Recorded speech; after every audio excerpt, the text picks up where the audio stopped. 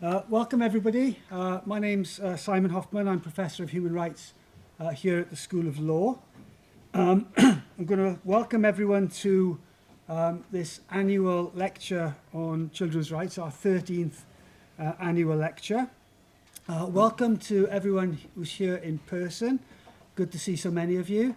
And welcome to everyone who's here online.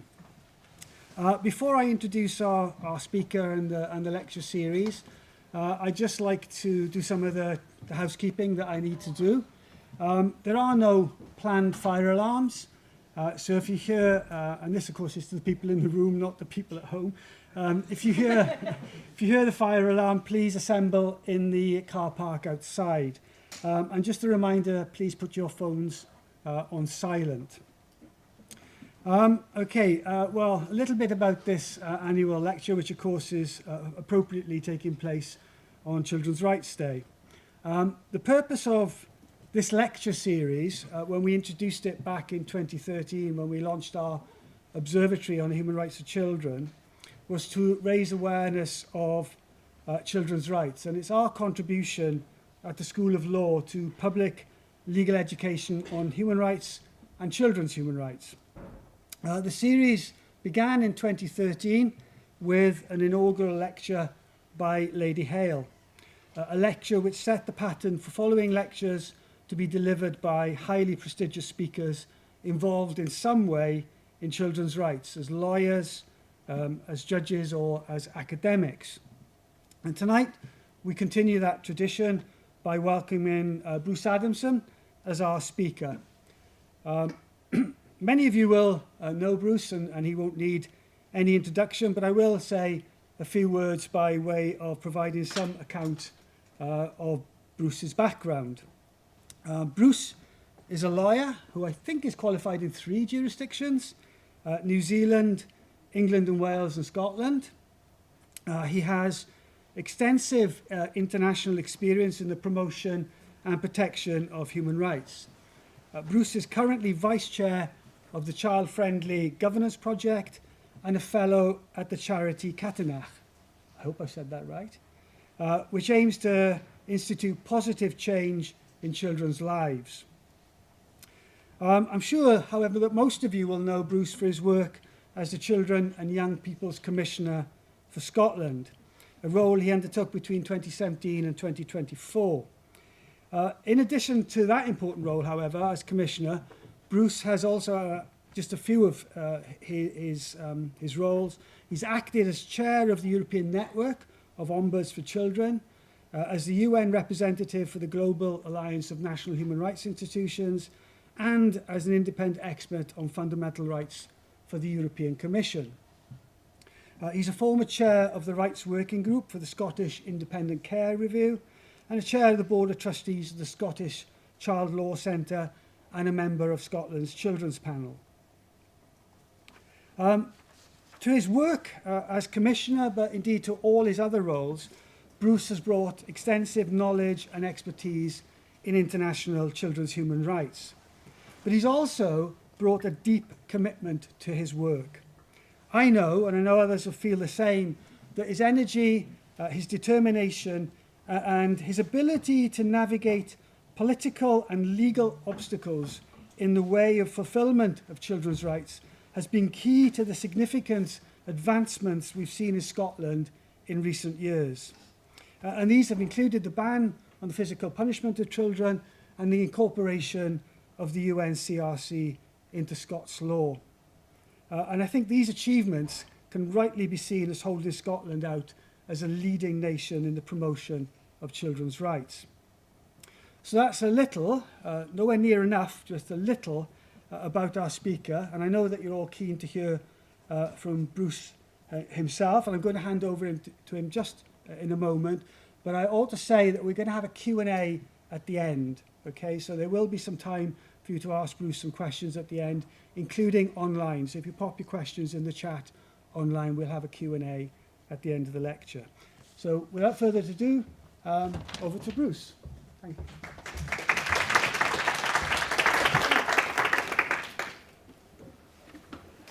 Diolch, Professor Hoffman. It's a huge pleasure to be here. Prynhawn to all of you in the room and online. It's a huge pleasure to be delivering this annual Observatory Lecture on children's rights, entitled Children's Rights, a Rainbow Against the Dark Clouds. I'm going to try and get over my embarrassments of that lovely, lovely introduction, Simon. It's always difficult to listen to words about yourself, particularly when you're in a room full of so many human rights heroes. 100 years ago, the first International Declaration on the Rights of the Child was adopted. Forged in the fire of the First World War, international recognition adopted by the League of Nations that hungry children should be fed, sick children should receive health care, and that in times of distress, children should be the first to receive relief. It was a time of global uncertainty, with conflict and economic and political instability deeply affecting children. It was a time of dark clouds. Global uncertainty, conflict, economic and political instability, deeply affecting children. I'll let you sit with that and reflect on times today. In response, governments recognised that developing international standards to protect children's rights had to be a priority. And today, on Children's Rights Day, we celebrate the progress that we've made on children's rights, but also reflect on the work still to do. In the 100 years since the first declaration, the pace of change has increased rapidly. Technology has radically changed our lives, bringing incredible opportunities, but also creating new unforeseen risks. And crises such as the climate crisis, the global pandemic, and major conflicts have exacerbated poverty and impacted on the physical and mental health of children, causing impacts to both children and their communities, and has also raised serious questions about the effectiveness of the international human rights framework. It is hard to escape the fact that earlier this month, the US, the biggest contributor to the UN and the international system, re-elected a leader who's openly hostile to international human rights, whose views on climate change and science-based health responses to the pandemic and on the resolution of current conflicts radically departs from human rights standards and norms. So on this really important day, on Children's Rights Day, against the background of those very dark clouds, I want to talk to you about the rainbow that is children's rights. The fact that you're here in person or online shows that you're already part of the solution. You're part of that rainbow as human rights defenders. We can reflect on the harsh realities of the current situation, but I also want to present a picture of hope, reflecting on where we have strengthened children's rights protections and where we've developed our understanding of the human rights of children. I also want to ensure that children's voices provide the focus of our discussion. And it does need to be a discussion. As Professor Hoffman said, there'll be time for question at the end, but please don't hesitate to interrupt if I'm saying something that spikes a comment at the time. I'm very happy to make this as discursive as possible. And I wasn't able to bring any children with me. Usually as Children's Commissioner, I would have wanted a child or a young person presenting this with me. I'm still grieving the loss of that role and my young advisors. But 5 years ago, as part of the 30th anniversary of the UNCRC, we asked children across Scotland to come up with 7-word stories as to why children's rights were important to them, using just 7 words. It's a challenge I invite you all to take up. They said things like, rights are help before you even ask, explaining those positive obligations which rights place on states to provide the things that children need. My rights are my armour to me, demonstrating the protective element of rights. My rights give me power, freedom, courage, highlighting that children can be empowered by their rights and recognising their right to participate in all decision-making. And another child said, children have rights, dinosaurs don't, they died. Which opens up a lot of really interesting discussions about the nature of human rights. I'm not suggesting there's a causal link between the lack of a strong human rights framework for dinosaurs and their extinction, but building a strong human rights culture and a preventative approach is essential to our future. And there are some dark clouds. Across the world, we're seeing attacks on civil and political rights of children. The progressive realisation of economic, social and cultural rights has slowed and in some cases regressed. The developing understanding that we have of children's rights in the environmental context is being contested, and our long-standing commitments to humanitarian protection for children are being ignored. So where is the rainbow? The metaphor of the rainbow comes from a Māori proverb, or whakatauki, which is he pokake uanuku I tuai, which means against the dark clouds, the rainbow stands out brightly. And it symbolizes the leadership that needs to emerge in times of great challenge. And it became strongly associated with the work that we did in Scotland on child human rights defenders. And it's even weaved its way into the official children human rights tartan, which I'm wearing tonight as part of my tie. It symbolizes the bravery of child human rights defenders and the colors that they chose as part of their rainbow against the gray, the dark clouds, were yellow for happiness, positive change and optimism, purple for youth, energy and Scotland's thistle, green for growth, climate and nature, red for passion, strength and stopping injustice, and across that pattern is weaved blue to represent the support structures, the UN, the Council of Europe, the broader human rights framework. And child human rights defenders have really shown the powerful role that they can play in affecting change, and that developing understanding of children's participation, improving decision-making. The slow and steady approach that we've taken to incorporating rights within our legal systems, and new tools being developed to assist decision-making and provide access to justice and effective remedy. Those tools need to be harnessed as a bright rainbow against the dark clouds that we face. Ignoring those dark clouds does not make them go away. The polycrisis that we're currently experiencing affects children disproportionately. The impacts of war, climate change, poverty and inequality, and displacement are exacerbating broader global issues. Demographic expansion, changing geopolitical alignments, the continual change that's brought about by digital technologies, they all have a significant impact and will continue to do so. Just today, Eurochild produced a new report on children's realities in Europe, focusing on the progress and gaps. They highlighted that several countries have made strides in their commitment to children's rights, but called for us all to strengthen our efforts, and highlighted some of the gaps, addressing issues like climate change, mental health, and digital safety. They called for urgent attention. They highlighted that children and young people face mental health challenges, financial barriers to education, and inadequate support, and a lack of training amongst staff, particularly for disadvantaged migrant and LGBTQI+ children. And all of these factors, which impact on children's realities, also impact on their perceptions informed through social media, feeding fears and anxieties about the present and future. In their statement today, the Committee on the Rights of the Child, chaired by Professor Anne Skelton, reiterated their concerns about the dire situation facing 20% of the world's children who live in conflict situations. In particular, the committee noted that despite their calls last year for a focus on ending conflicts, things have got worse. This in a year where the committee reviewed the human rights progress of both Russia and Israel. The Committee on the Rights of the Child said that we have not seen a crisis like this in recent history. Save the Children reports that more children are forcibly displaced globally than in any other time this century, and children's lives are being turned upside down by the horrifying escalation in violence from Sudan to Gaza, Myanmar to the Sahel region, Ukraine and the Democratic Republic of Congo. Children's lives are disrupted and seriously affected when forced to leave their homes whilst on the move or internally displaced or reaching a safe host country. And these circumstances are particularly awful and make children very vulnerable to violence, sexual abuse and exploitation. The ongoing Israel-Gaza conflict, seeing such a high child fatality rate, with over 1 million at risk of famine and disease, and children being killed at a devastating rate. The Committee on the Rights of the Child has issued a number of statements on the impact of children. And this week we mark 1,000 days since the Russian invasion of Ukraine to European countries. I worked in Ukraine prior to the invasion, and conflict was really unimaginable. And my friends in Ukraine and Russia find it mystifying that we've ended up where we are.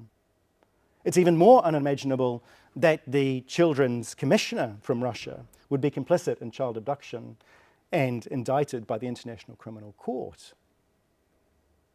It's really hard to see the rainbow sometimes against these dark clouds. But when I was chair of the European Network of Ombudspersons for Children for a period, I was hugely proud to see the work that colleagues across Europe were doing, supporting children in their country, but providing solidarity across our network. Civil society played an incredible role in supporting children and families, and European governments and intergovernmental organisations played a really important role in supporting children in Ukraine and those seeking refuge, many here in Wales and in Scotland. One of the darkest clouds is the climate crisis. In January this year, David Boyd, the Special Rapporteur on the Environment, put it really starkly. He said, business as usual is a recipe for climate chaos, millions of premature deaths, forced migration, ecosystem collapse, and human rights violation on an unprecedented scale. And children are being hit hardest by climate change, even though they're the least responsible for it, with nearly half of the world's children, 1 billion, living in countries that are extremely high risk of impacts of climate change. 2.2 billion children, 90% of children globally exposed to high levels of air pollution, 1 billion children exposed to water stress, 800 million plus exposed to heat waves, the same exposed to lead pollution or contaminated water, food, soil, or air. 400 million living in high-risk cyclone-prone areas, 250 million living in high-threat flooding areas. The list goes on and the clouds get darker. But the bright rainbow that is children and young people themselves has been at the forefront of the fight for climate justice. Their leadership has been inspirational. That's shown in climate strikes. That's shown in the way they've spoken in the media and engaged with decision makers. But there's also an emerging trend, a very bright rainbow, of children using the law and filing lawsuits against governments for failing to address climate change, underscoring that pivotal movement towards environmental justice and safeguarding future generations.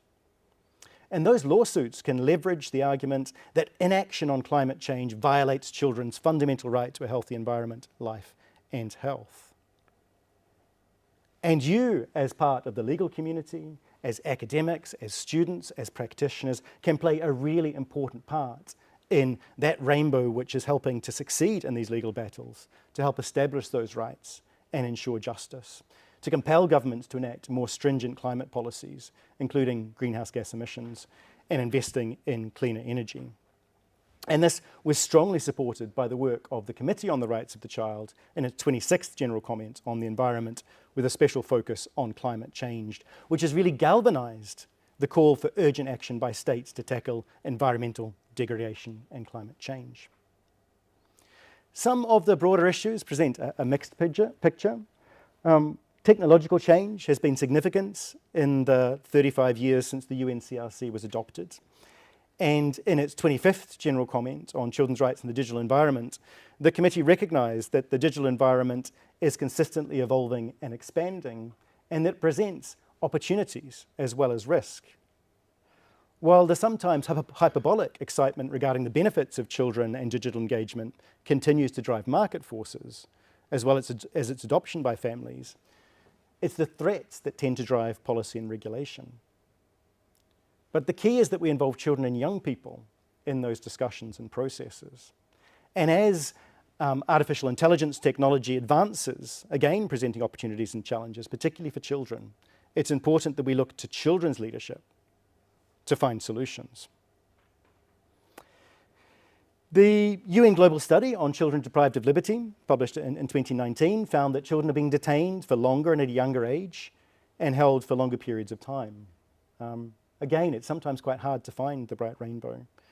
But I'll give you one from Scotland. Just a few weeks ago, all children in Scotland were removed from Scottish prisons and, where necessary, accommodated in welfare-based secure settings. That shows that it can be done. Physical punishment. 65 countries have now fully prohibited physical punishment. 80% of the world's children don't enjoy that protection, but they do here in Wales and they do in Scotland. And I give huge credit to many of you in the room and online who played such an important role in providing that bright rainbow to send a very clear message to children that violence is never acceptable. And I think that leadership from Wales and from Scotland is really important. And I hope that colleagues joining from Northern Ireland and England and other parts of the world where that protection's not in place yet can join with us in protecting children. In Scotland, we also raised the age of criminal responsibility, albeit only to 12, 2 years below the international minimum. There's still a long way to go, but perhaps we need to celebrate the little rainbows as well. And while most states are happy to criminalise children, we've seen very little movement on voting rights. And while some countries have started to recognise the voting rights of older children at 17 or 16, in most countries in the world it sits at 18, and no country in the world allows for voting of under 16s. There doesn't seem to be very much progress on that, and if we only allow the very oldest children to vote, we need to consider how we properly ensure that their voices are heard in all matters which affect them. And I think the focus on children's participation more widely can be seen as a bright rainbow, but needs more investment and support. And there are real risks of regression. On the 8th of March this year, the UN Secretary General said that at the current rate of change, full legal equality for women and girls is some 300 years away. The global crises we face are hitting women and girls hardest, from poverty and hunger to climate disasters, war and terror. And the expected demographic trends pose a real uphill battle, since the populations which are growing most rapidly are areas where things like child marriage and FGM are most prevalent. And in the context of rising fundamentalisms, backlash against the gains in women and girls' equality have too often targeted sexual and reproductive health rights. And much of the discrimination that women and girls face in relation to their sexual and reproductive health rights can be ascribed to the instrumentalization and politicization of their bodies. And we're seeing so much of that playing out on social media at the moment. It's deeply concerning. I was speaking to some head teachers in Glasgow earlier this week who were talking about conversations they were having with boys in Glasgow, repeating some of the horrific things in social media. We need a really bright rainbow to stand out against that very dark cloud, because we know that girls are at increased of sexual violence, early and unplanned pregnancy, coerced sex, and harmful practices in general, and in particular in situations of crisis. The Committee on the Rights of the Child also observed a clear trend across the world where children's status as rights holders is being questioned under the guise of cultural, religious, or other traditions, such as family values, and where children's agency, autonomy, and the right to participation are being subjugated by the dominance of parental guidance.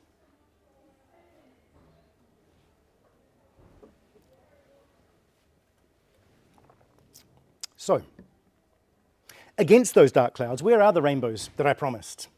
The brightest rainbows of all are children themselves, particularly those that are acting as human rights defenders. And I think a pivotal point was the 2018 Day of General Discussion from the Committee on the Rights of the Child on protecting and empowering children as human rights defenders. There were children from all over the world and a disproportionately large contingent from Scotland, resplendent in kilts and bringing with them beautiful art in the form of papier-mâché shields representing the incredible work that our Children's Parliament did across Scotland. And building on that Day of General Discussion, Child Rights Connect developed an implementation guide which has been endorsed by the Committee on the Rights of the Child and provides a framework for us to support the work of children and young people. Because prior to 2018, there'd been very, very little recognition of the role that children play as human rights defenders. And that failure to recognise children with that designation meant that states were failing to put in place specific mechanisms to ensure that children were receiving the support, empowerment and protection to which they were entitled as human rights defenders. And the committee recognised that children were already acting as human rights defenders, and it's just that adults didn't pay enough attention to their activities, experiences, roles, contributions, voices, but also their needs and their challenges. So it was a bright rainbow to see on March last year, a joint statement from more than 60 countries committing to more support for child human rights defenders, protecting them and empowering them to act as human rights defenders. And in November last year, the UN General Assembly adopting a resolution on human rights defenders which specifically referenced the role of children. The work of the Special Rapporteur on the situation of human rights defenders, Mary Lawler, in her report earlier this year, We Are Not Just the Future, Challenges Faced by Children and Youth Human Rights Defenders, really highlighted how far we've come, but also the need to ensure that child human rights defenders were supported. So the fact that they're becoming progressively more visible is fantastic, but it also leads to growing regression, again, especially with girls and gender non-conforming children and child climate and land activists. So we really need to develop the role of child human rights defenders and see this as a key strength, a key rainbow against those dark clouds, both in terms of ensuring children's understanding of their rights, but also the impact that they can play on law policy and practice at every level of decision making. Incorporation, I'm sure you're all expecting me to talk about this. I'm very aware of time and I would talk all day about the importance of incorporation. Accountability is absolutely essential for change, and the growing focus on UNCRC incorporation can be accelerated and combined with tools of implementation like impact assessments and right-based budgeting and involving children in domestic decision-making. But all of these need to be strengthened by clear mechanisms of accountability. Today is Children's Rights Day, and there are a broad array of international instruments that protect children's rights. But the UN Convention on the Rights of the Child is special. I always describe it as the most beautiful legal document ever written, and celebrating its 35 years today. I looked it up, and apparently coral is the traditional gift for a 35th anniversary. The irony of that, given the state of the environment, worries me a lot. But I digress, but no coral gifts. But the UNCRC is the first internationally binding international instruments which incorporates the full range of civil, cultural, economic, political and social rights, as well as aspects of humanitarian and environmental law. You all know this. John Tobin's commentary on the UNCRC cites its impact as extensive when seen in the context of national development, national constitutions, judicial decision-making, and the work of international and national institutions, law reform and policy development, advocacy efforts, service delivery, and research across a multitude of disciplines. That's a bright, bright rainbow. However, the UN Secretary-Generals noted that despite progress across the world, children are still largely regarded as the objects of adults' goodwill, mere recipients of services, or solely as vulnerable groups, rather than what the Convention proclaims their status as rights holders and empowered agents to exercise those rights. The normative pushback on children's rights is taking place globally, including in international intergovernmental fora, and that really threatens to undermine the integrity of the international standards in relation to children. So we need to redouble our efforts and mobilize support for the Convention. And fully and directly incorporating the UNCRC into our domestic law is one of the most powerful mechanisms we have to ensure government accountability.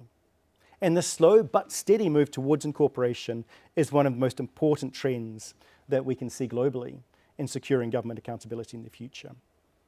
We have to recognize that every jurisdiction is unique and operates within its own legal, economic, political and social context, and incorporation can take many forms. But the Committee on the Rights of the Child has highlighted the importance of incorporation and consistently called on states to do so. And they've also highlighted that the right to an effective remedy applies to all rights. And so the justiciability of economic, social and cultural rights is absolutely essential. The leading work that you did here in Wales really inspired us in Scotland, and I think you should be hugely proud of the leadership that you showed. I know it hasn't been perfect. I know you're not where you want to be, but I think it's been really important. And exactly 6 years ago today, we presented our draft incorporation bill. Professor Simon Hoffman, who led the drafting of that, Juliet Harris, the director of Together, Dragan Nastic from UNICEF. There were powerful human rights leaders involved in that process, and I'm hugely proud to have worked with them. And I hope that it is a rainbow that can be seen from all across the world, that our Incorporation Act came into force on the 16th of July this year. Anne Skelton, the chair of the UN Committee on the Rights of the Child, said that she thinks it's one of the best pieces of children's rights legislation in the world. It's not perfect. There are some limitations in its scope, but it's a powerful tool that we all look forward to using. And we know from the research that Laura Lundy and Ursula Kelly and others have done, again, they were instrumental to our law, part of our advisory group. We know from their work that legal incorporation is one of the most effective means to advance the implementation of children's rights. And we see the culture change within those countries that have taken steps to incorporate. Scotland's law creates a justiciable duty to act compatibly with UNCRC, as well as requiring a range of other measures of implementation, such as children's rights impact assessments, children's rights scheme, and the domestic reporting of UNCRC implementation. It also specifically empowers the court to refer to general comments, concluding observations, and the decisions under the third optional protocol to the convention. And so builds that wider interpretation and understanding of children's rights into the treaty, which is 35 years old. Another really bright rainbow that I see is the international children's rights mainstreaming agenda, where we see children's rights increasingly being read across international commitments. The 2030 Agenda for Sustainable Development requires children's rights-based approach to the realization of all of the 17 Sustainable Development Goals. And the Secretary-General issued his guidance note on children's rights mainstreaming July last year. The recently adopted Pact for the Future was a rather more faint rainbow, I must say. And while there was more focus on children than in the Pact's final version, than from the very concerning earlier versions, particularly the tendency to group children in with youth, and this focus on youth, denying the respect that we need to show to the particular status that children have and the specific obligations that states have to children under international and human rights law. That's something we need to be very, very cautious of and careful, that the broadening definition of youth takes away from the strength of the protections we need to give children. That widening definition of youth comes at the expense of the protected category of childhood. Another bright rainbow is the development of new tools like children's rights impact assessments, and in 2020 the European Network of Ombudspersons for Children developed a new common framework on impact assessments, which I think provides a bright rainbow again and a crucial tool for advancing children's rights. And we need to do much better, because the study that we did found that while many states are starting to use impact assessments, they're often pretty limited, and they're often very focused only on policies that were directly affecting children and young people in the most narrow way. And so we need to broaden out the use of impact assessments. And again, I think the work that you've been doing in Wales is fantastic. Another rainbow that I'm hugely passionate about is the growth of independent children's rights institutions. The first Children's Commissioner in the UK was here in Wales, and we've got colleagues from the office here, down there, yeah. The origins of independent children's rights institutions go right back to the earliest days of the creation of the United Nations, right back to 1946. The idea that you need national bodies to ensure the domestic realization of rights. But really, since the development of the Paris Principles in the early 1990s and the committee's General Comment number 2 in 2002, there's been a real growth in children's commissioners. And I think we need to support those at the global level. Strategic litigation has really grown as a bright rainbow. In the last 3 decades, we've seen an explosion of academic advocacy and policy making supporting children's rights strategic litigation, and particularly we've seen this delivering real incredible social change. And the Advancing Children's Rights in Strategic Litigation, a CRISIL project, and its 2022 report is something I would commend your interest in. Children's participation, while there's been very little appetite to change voting age, there's been a sustained interest in a growth in children's participation and major work from OECD, the Parliamentary Assembly of the Council of Europe, and the European Commission. Children's rights budgeting, we've seen the development of tools to allow children to be directly involved in decision-making on setting budgets, and that's hugely important.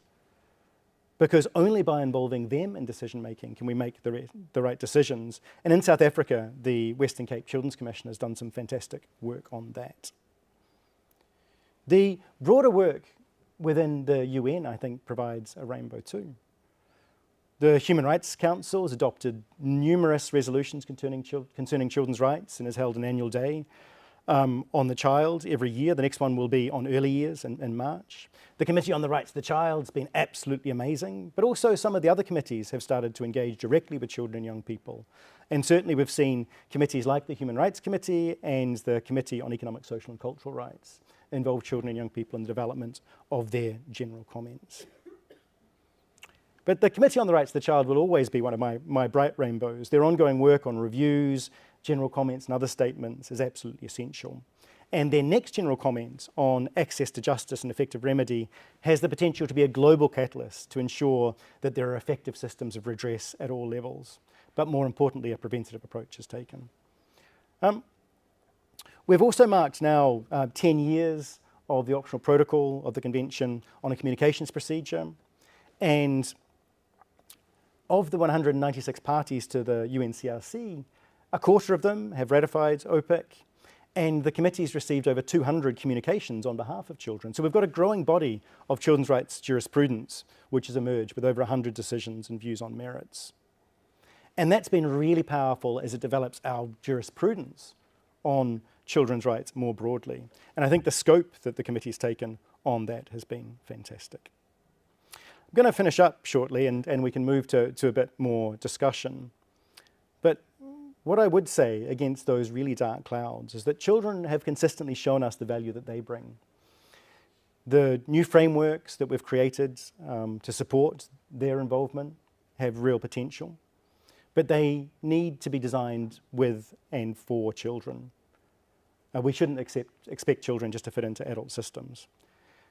Civil society is a hugely bright rainbow for me and plays a really essential role in the Convention on the Rights of the Child and its delivery. The academic community, practitioners, you are really the brightest rainbow.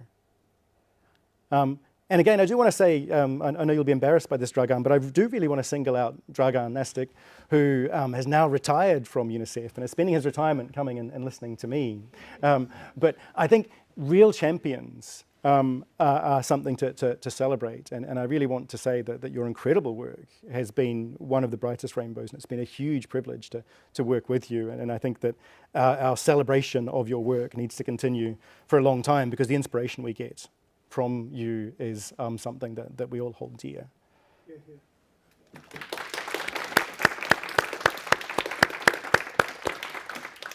And just to conclude, it's easy to let these dark clouds overwhelm us. Existential crises such as climate degradation and conflict, growing pushback against rights, technological change which often outpaces our ability to assess risks.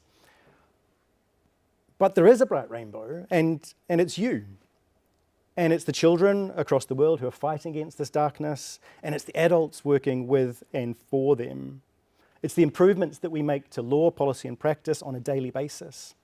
And it's the work that we do to reflect back on what children have said is important to them about children's rights. That we provide rights being help before I even ask. That we protect children so that they feel my rights are my armor to me. That we see more participation of children so that they feel my rights give me power, freedom and courage.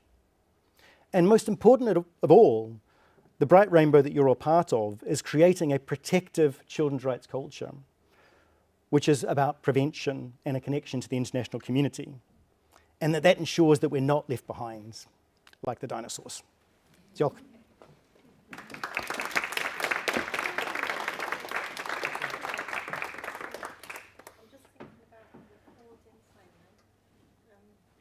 Do Bruce and I now stand together?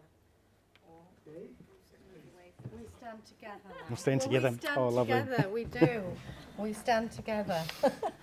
Right, I'm Jane Williams, I'm Simon's colleague, and welcome Bruce. I'm going to say thank you properly in a minute, but there's a little bit of time here for some questions and answers in the discussion that Bruce just invited. So can I see if anybody here would like to ask a question?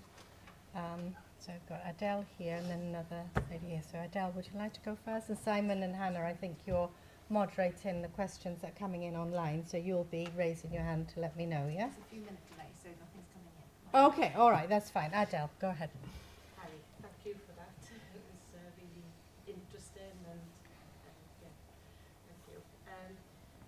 Geraldine Van Buren, QC, said in this room about 5 years ago, the UNCRC has failed to offer adequate protections for disabled children.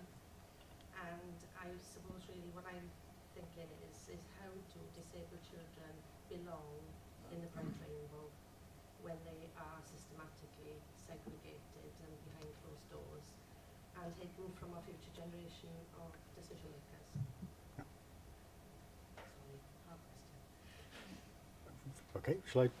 Please. Okay. Please. I think that this is a really important. I have to repeat the question back because I've got the microphone. And so the question related to a comment that Geraldine Van Buren made, saying that the UNCRC has failed to deliver for disabled children.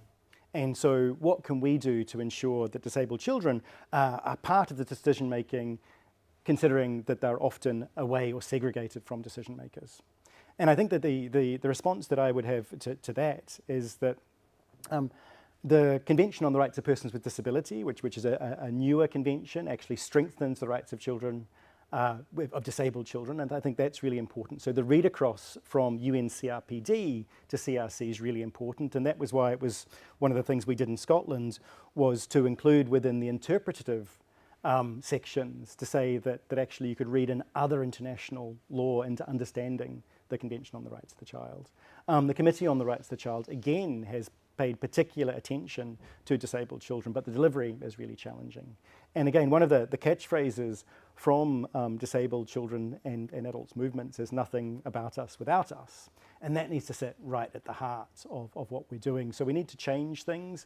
We need to use some really sharp tools for that. As Children's Commissioner in Scotland, the first investigation I did, so it was the first time we used the investigative powers, was in relation to restraint and seclusion of children in educational settings, because we knew that particularly for non-verbal children, neurodivergent children, these were really pernicious and really harmful actions that were taking place through ignorance, through lack of understanding. And the work that we did around that and the recommendations, which have all, bar one, now been implemented, were really focused on developing education and support for those around disabled children and their families, and working on ways that we can better communicate their needs and for them to be part of decision making. I think that's absolutely key. We all need to be better at ensuring that we're able to engage with children, and particularly disabled children, in a way that meets their needs and the way in which they communicate. And we need to take decision makers to them. And so I totally agree there's a really long way to go. We need to use some really sharp tools. We can also bring in some of the broader international stuff that's being done, but it really sits on us and on decision makers that they need to actually be going to disabled children and working alongside them to get the right solutions. Thank you, Bruce. Thank you. No. Thank you. You had mentioned, I'm not local, so you had mentioned a law of Wales that was just implemented and that can be used worldwide. So what does that law entail, and what could I possibly take away? Because I have a local community organization that works with children, and where I'm from, we don't have real broad legislation on protecting children's rights. So what would I be able to take away to do a better job? So the question here is, what's the takeaway And in what's the terms law? of legislation, of the law that has been passed in Wales and in Scotland, that might be taken away by yourself or others to other countries? And you're from, do you mind me asking? I'm from Suriname. From Suriname. Yes. Okay, thank you. It's a fantastic question, and I'm gonna avoid answering it because in the row behind you are a whole bunch of the experts who have actually developed that law and have written extensively on it. But what I'd mentioned is that running up to 2011, 2011, I'm looking for a nod, yes. when the Welsh measure brought in a due regard duty, this was part of the kind of broader incorporation work. So Wales was really leading the way and was the first part of the UK that was able to entrench, to bring in international commitments from the Convention on the Rights of the Child into domestic law. In Scotland, we went further than that. And so rather than just having due regard, we actually introduced a duty to act compatibly, and that had justiciability attached to it in a way that's a bit stronger than you have in Wales. And so Wales was able to, and I'm really not going to say much more at risk of embarrassing myself, but the Welsh model, it was really powerful leadership. And there's been lots done to work on things like impact assessments and using some of the tools to ensure some level of justiciability and trying to ensure rights are realised. But why we wanted to go further in Scotland was to create that really strong legal model that would allow you to challenge every action by public bodies. And also, and again, Juliet Harris and her colleagues together were really strong on also adding into our legislation measures of implementation, the Children's Rights Scheme and and things like impact assessments to ensure that actually children's rights were delivered. So the global ask or the rainbow that the rest of the world can follow is getting rights into law, and lots of countries have done this in different ways. But the more that you get rights into law, and I'm afraid I don't know a lot about Suriname, but the more you can get rights into law, the better protected children will be, and the more tools those that work with and for children have to affect change.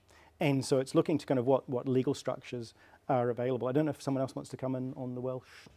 Well, what I was wondering whether it's worth flagging up that I think it's a UNICEF-sponsored publication that was where they studied the implementation of the UNCRC through law, through general measures of implementation in law, in 12 countries. The 12 countries. And the authors commissioned by UNICEF were, I know they're on my reading list for my students that I was speaking with this morning, but there is a study of implementation comparing different countries that you can refer to. Yeah. Happy to send you a reference. And so, so Ursula Cook-Kelly and Laura Lundy did that. That was 2012. They've also since published a book which has some really interesting case examples which we can give. But it's about strengthening those legal protections. And again, the work that was done in Wales, I think, really led the way for the work that we then did in Scotland. I think we used to talk about a race to the top. That Wales was first to do something. Juliet and yourself and others took on the mantle and said, right, we can do better than Wales, and now we're just going to see what the riposte to that position is. And I think that's been a powerful thing. So you had a Children's Commissioner first, and now we've got one in every part of the UK. The race on physical punishment was really close. The Children's Commissioners had a bet on that and who would get it over the line first, and we won only very narrowly. But things like age of criminal responsibility, again, I appreciate the challenges here with England and Wales. Things like children in prison, things like incorporation. The more we can build off each other's work, the better. We got a question from online participants. It's kind of related to that, and thinking about extending the race beyond Scotland and Wales. And it comes from a question from Just Fair, and it is, can you give us your thoughts, Bruce, on UK-wide incorporation of the UNCRC and what might be helpful as lessons from Scotland? Yeah. So the question from Just Fair is now, how about UK-wide incorporation and what lessons can be learned from Scotland? Yeah.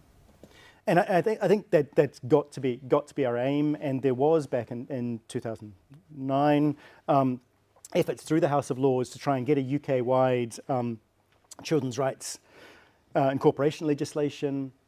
There's been very little since at the UK level or in England, and I think that all of the stuff I said earlier about how absolutely essential incorporation needs to be something that UK decision makers understand. And we're seeing lots of interest. I've recently been in Ireland and Malaysia, and not some of these have been online, but in Malaysia and Taiwan and Australia and New Zealand, there's lots and lots of interest around incorporation at the moment, kind of building on some of that fantastic work that Laura and Ursula and others have done, showing the impact. And so the UK, again, with a fairly new government, a government that historically has been interested in incorporating rights and gave us the Human Rights Act and put human rights protections into the devolution settlements. This now should be a time that the UK government takes very seriously its commitment to put rights into law. And I think that the powerful work that's been done in Wales and Scotland and internationally should really inspire the UK government to be taking this action. And I think that's got to be a focus for all of us with this government to really live up to the promises that it made and reflect back on its own history in incorporating rights and going further. And I think that one of the bright rainbows that comes from this needs to be all of us working collectively to try and move things forward at the UK level, as well as leveraging some of those changes between devolved nations. Thank you. Dragan has a question. Thank you, Bruce, if I may, for your kind words, and congratulations on your excellent presentation, given as always with passion and energy. I have a specific question about child poverty and the link with the incorporation. As you rightly said, making the convention and child rights part of the domestic law is significant, and justiciability of economic, social and cultural rights so important. I'm asking the question about child poverty for two reasons. Number one, because poverty, of course, has such a negative, pervasive impact on fulfillment of human rights, not just with regards to children, but all humans as well. And the second reason is that child poverty is a burning issue here in the UK. A report was published yesterday by the Social Policy Commission, according to which the level of poverty in the UK is now higher than ever this century. 1/4 of all the population live in poverty. But according to the findings, children are hardest hit. 1/3 of all children in this country live in poverty. So I wanted to ask you, if it is not too early, whether you can see in Scotland that the approach towards child poverty has been influenced by the incorporation. Is it more child rights based? Can we already see a rainbow in that particular area, or is it maybe too early yet to say? Thank you. Thank you, Dragan. Need to shorten that into a question for into a summary for those online, if I may. But I think what Dragan is saying is bearing in mind the huge importance and significance of child poverty. What does Bruce think is the impact of the full incorporation that Scotland now has on policy in Scotland on child poverty? Is that fair? Thank you. Thank you. Yeah. Thanks, Dragan. That's a fantastic question, as always. Poverty was the biggest issue that children and young people raised with me when I was Children's Commissioner, and that was before the COVID pandemic and some of the real impacts on the global economic situation. And again, when you talk about a third of children, and in some communities it's much, much higher than that, directly affected, clear breaches of their right to an adequate standard of living, and huge impact on their mental and physical health, on their ability to access education and socialisation. Poverty is the most pervasive human rights issue for children in Scotland and in other places. What has incorporation done? We're not there yet. I think Scotland had historically had discussions around, had passed legislation, looked at things like child poverty targets. A lot of those have actually slipped away. Where I think incorporation is going to and starting to have a bigger impact is in relation to budgeting. When we look at the way in which Article 4 is constructed and this obligation to use available resources to the maximum extent possible, that obligation to involve children and young people in decision making, we're starting to, I think, get some more discussions at local authority level around budget setting. And I think that's where we're going to start to see some of the change. But also we need to consider whether and how these rights are justiciable and what are the risks or benefits of taking some of these actions in terms of strategic litigation in the way that we've seen in other countries. But if incorporation doesn't deliver on that, then I will say that it's been a real failure, because this is exactly what incorporation was supposed to be focused on, bringing that direct accountability for those decisions, but also providing some of the tools and things like impact assessments and budget setting. I don't think we are there yet, and that may lead us to then be using some of the sharper litigation type tools to try and address it. Where it's been interesting, and again, I was having a conversation with Juliet around some of the things that her membership's seeing in parents groups starting to think about how they can use incorporation to address things like poverty, and I think that's quite exciting, and there's potential there. Conversations I was having earlier this week with head teachers in Glasgow, which is one of our communities that has significant levels of poverty, and that manifests in schools where children are hungry and children don't have the things that they need in order to access their education rights.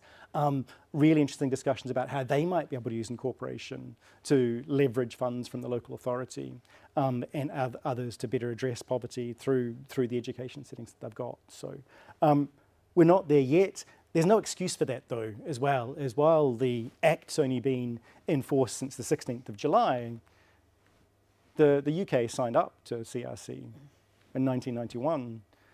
Those obligations were devolved to the Scottish Parliament 25 years ago.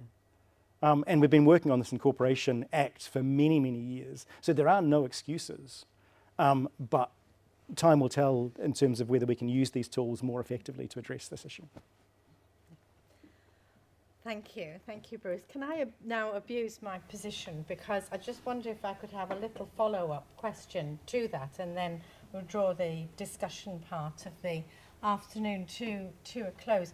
You mentioned in your address culture change that follows from incorporation, and I think that the examples that you've just given, prompted by Dragon's question, are part of that. I just wondered if you would care to expand a little bit further about maybe aspiration or evidence of that culture change that follows from proper incorporation. And I think that's absolutely essential, because again, the international evidence shows that rushing off to court and litigating is never the best way to resolve disputes.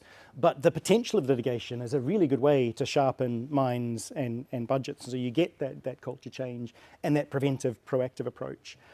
What I would say is that in the earlier days of incorporation, when we started to realize how bright this rainbow was, and we started to get the commitments from across political parties, the Act was passed unanimously twice by the Scottish Parliament. The fact that we were getting that support, at that stage, public authorities really started to engage. And so what we saw was a lot more focus on children's rights education and a lot more discussion. When we hit the speed bump of the Supreme Court challenge, as some of you will know, that there was a clarification around the constitutional elements of the bill as it then was, we really saw that the foot come off the gas there, where suddenly those that were engaging with us, and particularly organisations like Police Scotland, but also others, suddenly actually said, well, if this isn't going to be enforced for another couple of years, then we don't need to do anything until then. And I think for me, that really demonstrates the power of incorporation, that as soon as it came off the table, suddenly a lot of the energy came away from it. And I think the conversations with teachers, with social workers, with health professionals, but also police and prisons, some of those discussions have been really, really fascinating in terms of them being willing to come into the room from often a quite hostile starting point, I must admit, but willing to say, right, what do we need to do here? What is this? So the interest in it, the discussion, and also children and young people themselves. And again, UNICEF Rights Respecting Schools has been very strong in Scotland, so children have learnt about their rights for quite a long time, but children starting to think about what they mean in practice. And so the discussions we've been having with children and young people and public authorities have started to change. And I think that some of the work that we may see over the next few years, where you see litigation starting to play more of a role, I think that will really sharpen minds. But we're probably not quite there yet in terms of being able to demonstrate where the culture changes come. And I'm not going to end on a negative, but I'm going to say something negative and then I'm going to end on a positive. The sustainability of this is absolutely key. And so when you've got passionate, amazing people who engage with you, that's brilliant. But actually, this is about engaging the people that don't want to engage, the people who aren't really convinced by this, but getting them into the room and convincing them. And I think that one of the best ways to do that is the direct work with children and young people. That's the absolute best way. That's how we got incorporation. That's how we got all of the changes that were made in Scotland, because of the incredible civil society organisations working alongside children and young people and child human rights defenders, actually engaging directly with decision makers based on evidence supported by the academic community. But it was them that really pushed this forward, and they will be the key to the continuing success in Scotland. Thank you so much. And I think it now falls to me to formally thank Bruce. So formally, Bruce, thank you very much. I'd like to thank everybody, actually, who has participated and who's just attended here today, whether in person or online. And I'm not sure how many are online, but I expect there's quite a few. And it's wonderful to know that that means that people participating today are actually across the globe. We have an international gathering here today, one way or another, which is very appropriate on International Children's Day, which is the birthday of the signature of the Convention on the Rights of the Child. And also great to have that discussion which reflects on the different levels at which efforts can be made to implement the Convention in Scotland, in Wales, at local authority level. We've got representation here we've got people here who've been involved intimately in charters and whole authority commitments to children's rights in public bodies in Wales. It can happen at any level.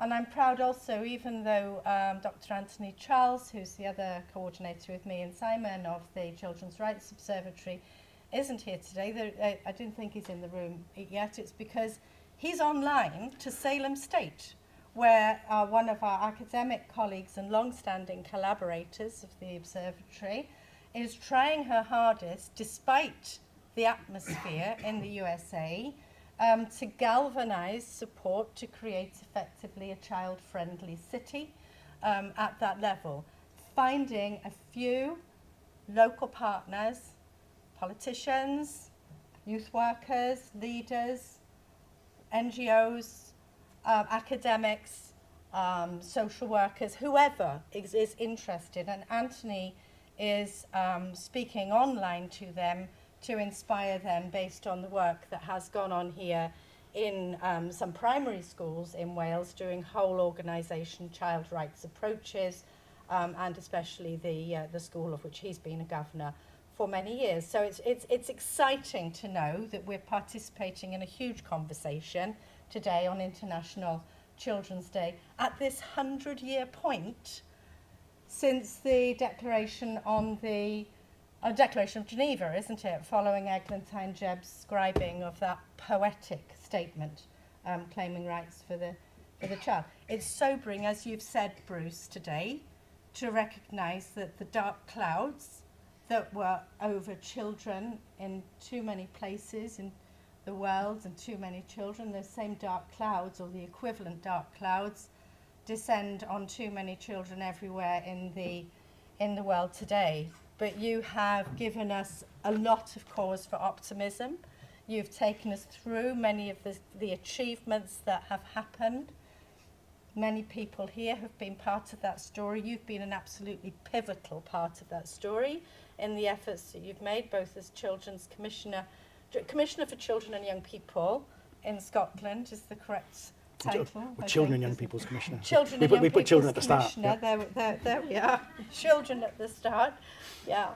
I'm proud that we've done our bit with the Observatory and been able to grow here the Children's Legal Centre Wales as well, which strives to use the law strategically, whether in terms of advocating for more law reform here at that sectoral level or the general measure of incorporation, and to provide more information, to give people the knowledge, the capacity, the confidence to use children's rights to try to bring about improvement in the real lives of children in the here and now. I'm very, very, very conscious of this collaborative effort, and it is wonderful to be a part of it. So thank you from the bottom of our hearts for a wonderful talk tonight, for all of the rest of what you have done, and for your constant reminder to us of the thing that matters most of all in all of this, which is the children, and learning to hear them properly. So on that note, thank you. Oh, Simon has something to say. That's not the end. Okay. Can you still hear me online? Yeah? Okay. Can I just add my thanks to Bruce for an excellent and stimulating and I think uplifting lecture in difficult times for human rights and children's rights. It now falls to me to bring proceedings to a close with a very happy task of announcing the winner of our inaugural Observatory on Human Rights and Social Justice Policy Advocacy Competition. Some of you may be aware that we introduced the competition this year in order to support the development of university students who are committed to children's rights and who want to work in policy. Alongside the need for lawyers who can act as advocates for children to defend their rights through the courts, for example, there's also a need for skilled and articulate policy advocates to promote children's rights through policy. And we at the Observatory are aware that there's an excellent children's rights mooting competition hosted every other year by Leiden University, which supports the development of courtroom advocates. And we've introduced our complementary policy advocacy competition as a contribution to the development of policy advocates. And to this end, we set a task for a team of students to take the role of officials working for a children's commissioner in a fictional state. They were asked to address a children's rights issue by way of a written policy briefing for presentation to a children's minister. And it involved arguing the case for the removal of the defence of justifiable punishment. Teams were also asked to give a presentation by Zoom to a panel of experts. And our judges, our panel of experts, were Professor Sally Holland, who was previously Children's Commissioner here in Wales, Juliet Harris, who's here with us today, who's a director of Together in Scotland, and Shauneen Lamb, who co-founded Just for Kids Law, a truly expert panel. I'm pleased to say that the standard of entries was excellent, and the presentations were really fantastic, giving us all a great deal of confidence for the future of policy advocacy on children's rights. Perhaps another rainbow against a dark cloud, Bruce. The judges faced an extremely difficult task in deciding a winner, but in the end they reached a decision, and I'm very pleased to announce, pause for suspense, that the winner of the inaugural Observatory Policy Competition is a team from Glasgow University. I believe the team is currently watching these proceedings online, and so I'd like to pass on my congratulations and the congratulations of everyone here at the School of Law and the Observatory, as well as the judges of the competition, and indeed I imagine everyone in the room and watching online. Your entry was truly outstanding. Well done. I also want to reiterate that the standard of entries were extremely high, and it was on the basis of very fine margins that the judges came to their decision. And it's with this in mind that we've taken the step of deciding to recognise the contribution of the runners-up in the competition, and I'm pleased to announce that the runners-up were Bournemouth University, who were recognised as runners-up and highly commended. So congratulations to Bournemouth. Once again, many congratulations to both Glasgow as the competition winners and to Bournemouth as runners-up. I hope that entries to our next competition in 2026 will be of an equally high standard. Okay, that's it from me. That's the end of the lecture, the end of the evening. Thank you all very much for attending, you in the room and you online. And keep at it. Keep at it. Thank you.